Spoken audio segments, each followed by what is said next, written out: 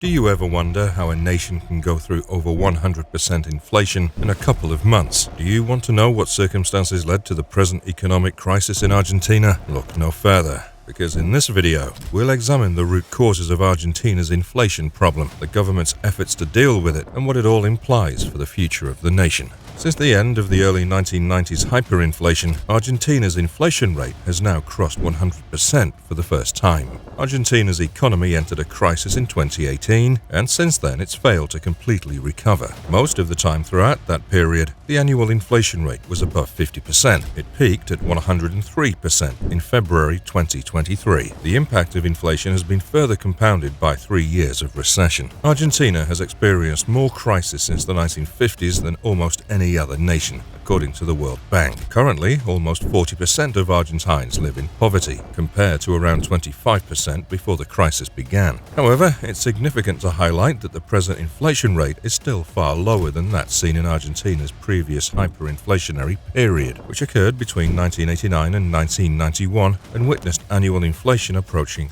3,000%. How bad is it?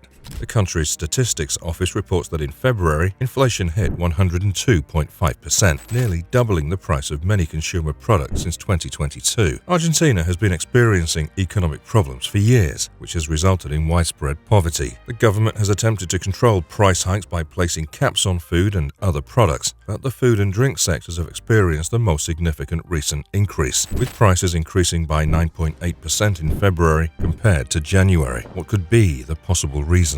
Local media outlets suggest that this spike may be due in part to a significant rise in the cost of meat, which increased by nearly 20% in just 1 month. Moreover, extreme weather conditions such as a protracted heat wave and drought had a significant negative impact on both crops and cattle. Protesters came to the streets in September of last year to call for action against the growing cost of living. The issuance of a new 2,000 peso, £8.13, $9.90 note was announced by Argentina's central bank in February in response to the steep rise in consumer prices. Despite government efforts to reduce inflation, disagreements over economic policy have delayed development. As the nation's economic crisis worsened last summer, 3 new economics ministers were appointed in the span of 4 weeks. Furthermore, there have been rumors that President Alberto Fernandez and Cristina Fernández de Kirchner differ on the best way to handle Argentina's economic difficulties. How is the economy affected by it? The economy of the nation is likewise experiencing serious difficulties. President Alberto Fernández's Communist Alliance appears to be permanently divided, and the administration has now appointed a 3rd economic minister since July. Argentina, which has the 2nd largest economy in South America, struggles to satisfy the requirements of an IMF $44 billion bailout program and has restricted access to international financing. What are people doing about it? Although there haven't been any violent protesters like the ones that brought down Sri Lanka's bankrupt government in 2022, the best possible future for Argentina is anticipated to be quite difficult. Despite these difficulties, Argentina's people have remained resilient due to decades of economic catastrophe. However, how did things get so bad?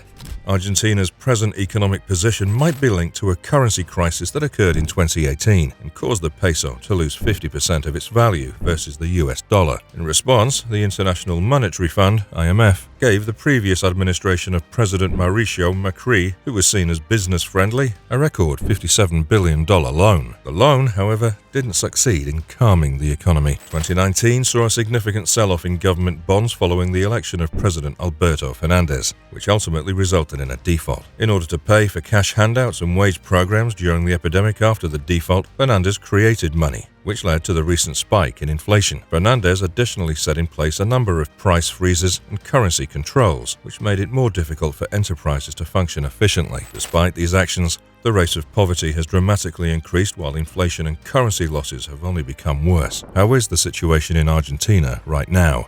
Due to a severe drought and inflation this year, there's a chance that the nation may experience another financial crisis. According to independent analysts, the GDP has declined by 3% in 2023. Argentinians' buying power and consumer expenditure are being reduced by the country's high inflation rate of above 100%. Argentina's crucial commodity exports such as soy, maize and wheat, which are crucial crucial for growth, employment, and tax income, are being severely damaged by the drought. The top grains exchange in Argentina predicts that the soy harvest will only reach 25 million metric tons, compared to the 5-year average of 45 million tons. The most recent IMF deal with Argentina has been challenged by the possibility of a recession. How does this affect the deal with the IMF?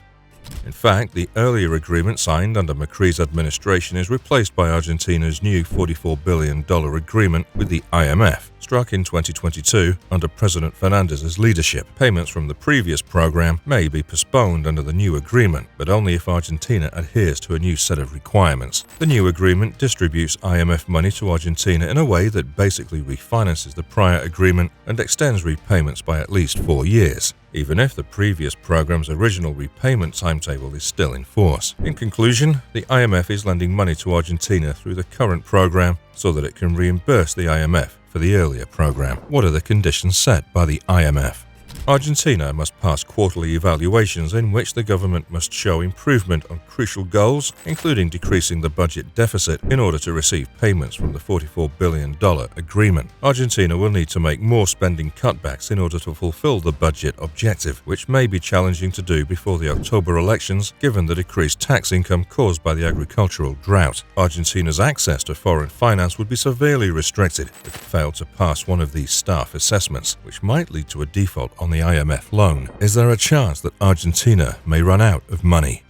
According to consultancy company FMYA, the country's central bank has estimated net cash reserves of only $1.3 billion, which is dangerously low. The reserves are now less than half of what they were in 2019. The lack of sufficient reserves is raising the possibility of a currency devaluation, which has historically resulted in societal upheaval. More individuals are buying dollars, holding onto exports, or accelerating imports due to the prospect of a devaluation, which is further depleting the government's foreign exchange reserves. Since many months ago, the difference between the official and alternative currency values has been about 100%, a worrying level not seen since Argentina's hyperinflation crisis. How does the government intend to handle it?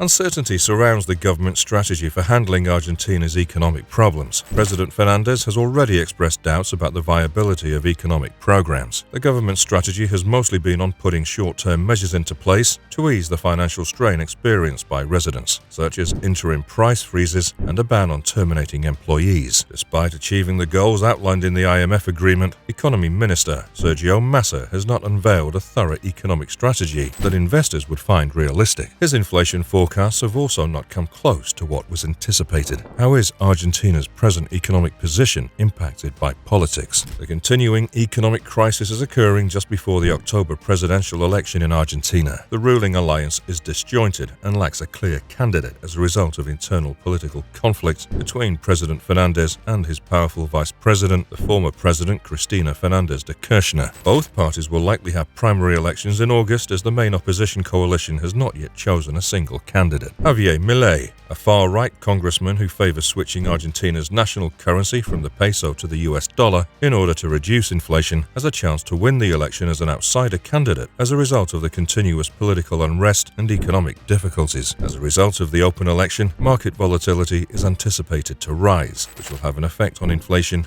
economic growth, and society as a whole. The future is unclear as Argentina strives to overcome its economic catastrophe. It's obvious that the nation is experiencing some significant issues as inflation rates are surging and political tensions are rising ahead of the presidential election. The people of Argentina continue to be affected by the crisis, even as the government struggles to find answers and put effective policies into place. It's too early to predict how this scenario will turn out in the end, but one thing is for sure, the journey ahead won't be simple. Be sure to hit that subscribe button and stay tuned for more. And if you found this content helpful, give the video a like.